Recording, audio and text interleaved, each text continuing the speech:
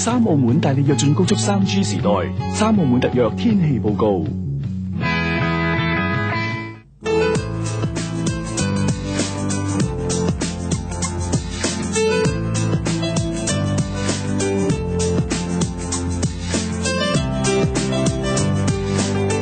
Hello， 歡迎收睇由三澳門特約嘅天氣報告。而家由我 Yeda 同大家講下今日6月9號嘅天氣。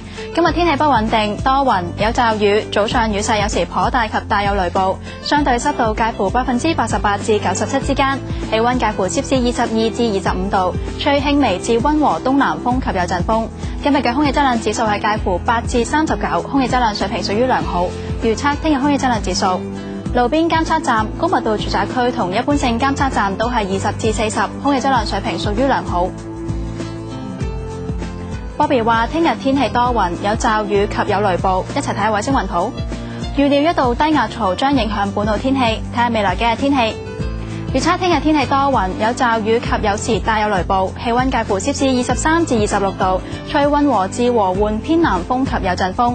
星期五大致多雲，間中有驟雨，氣溫介乎攝氏24至28度。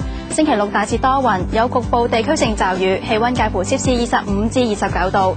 而星期日多雲，間中有陽光，氣溫介乎攝氏25至30度。一齊睇下中國各大城市嘅天氣。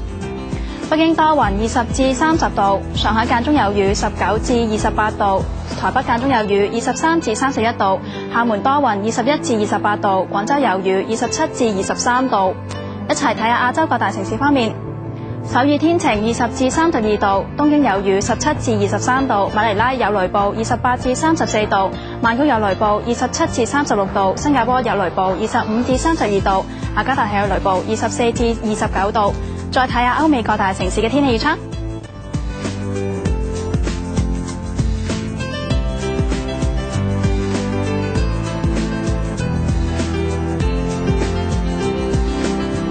好啦，今日天氣報告完啦，我哋下次再見啦，拜拜。